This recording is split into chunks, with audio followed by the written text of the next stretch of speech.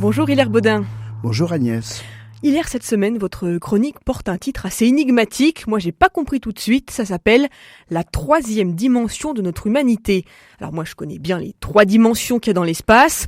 La longueur, la largeur, la hauteur, comme en maths.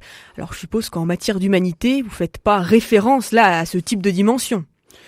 Évidemment Agnès, ce n'est pas la même chose dont je veux parler.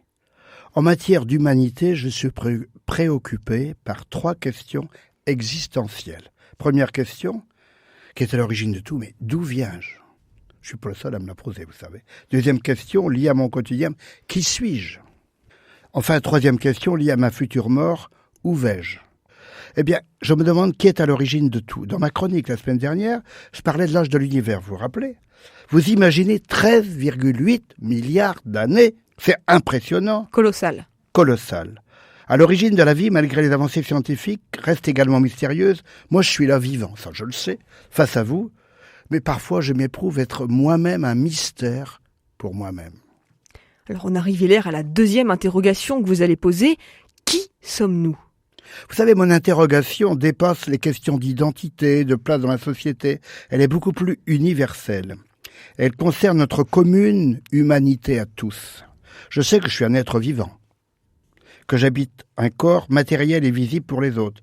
Vous imaginez, mon vieux corps a déjà connu 27 000, c'est un chiffre rigolo, 27 803 levées de soleil depuis que je suis né. C'est énorme. Oui. Je rigole, Hilaire. Ah oui. Ce corps âgé de 27 803 jours, c'est un peu plus de 76 ans.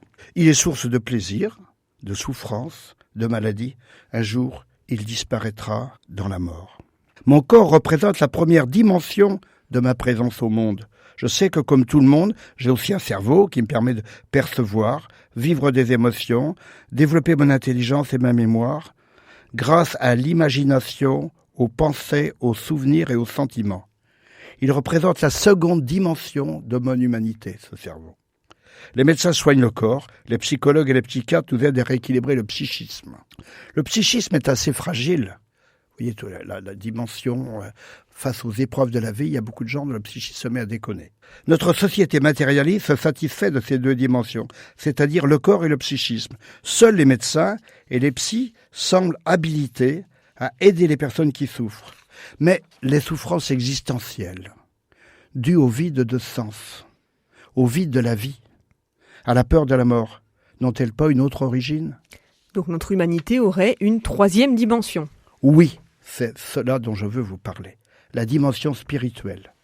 Nous sommes reliés aux forces de l'esprit et beaucoup l'ignorent. L'homme n'est pas seulement biopsychique, il est esprit. Esprit appelé parfois âme ou la fine pointe de l'âme.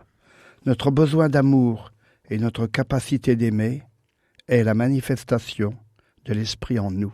L'esprit ouvre sur le monde spirituel, monde mystérieux, qui permet de percevoir le sens de notre vie et les raisons ultimes des choses.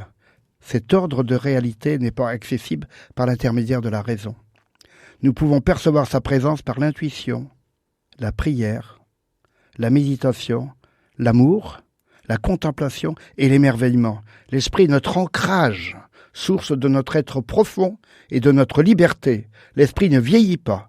Il échappe au temps et à l'espace. L'esprit est indépendant de la nature et de la société. Cette 3e dimension représente le divin impérissable en chacun d'entre nous. Ce que vous nous dites là, Hilaire, c'est très beau, c'est magnifique, cette 3e dimension. Mais reconnaissez quand même que dans la société au sein de laquelle on vit aujourd'hui, en 2022, c'est une vision de l'homme qui n'est pas très souvent exprimée. Je suis bien d'accord. Mais vous savez, cette vision, elle conditionne notre rapport à nous-mêmes. C'est très très important, cette vision. À la vie et à la mort. Si je suis persuadé de n'être que matière vivante, que viande, je n'envisagerai pas ma fin de la même façon que si j'écoute l'esprit. À ce sujet, dans l'évangile de Jean, Jésus précise à Nicodème, « Je te le dis, personne à moins de naître de l'eau et de l'esprit ne peut rentrer dans le royaume de Dieu. Ce qui est né de la chair est chair, ce qui est né de l'esprit est esprit.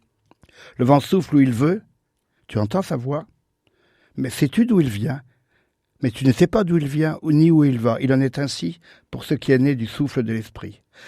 Vous savez, la découverte, pas si vieille que ça, de cette troisième dimension de mon être, il y a une 20aine d'années, fut une révélation pour moi.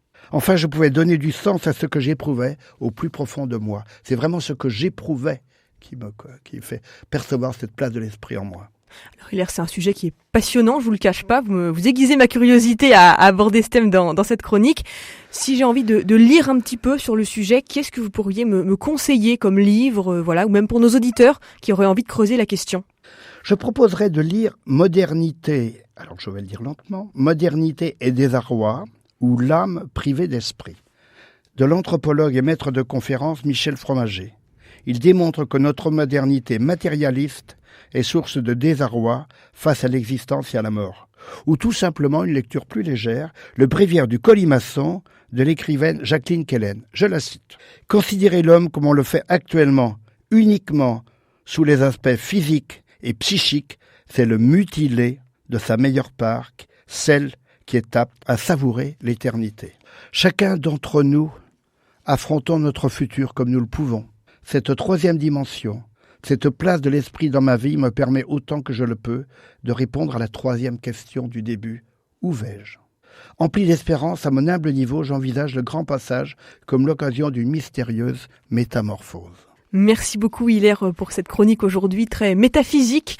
Je vous dis à très bientôt pour une nouvelle chronique, à la semaine prochaine. À très bientôt Agnès. Et on retrouve bien sûr tous les épisodes de La Joie d'être vieux en podcast sur rcf.fr et sur nos réseaux sociaux. À bientôt. À bientôt.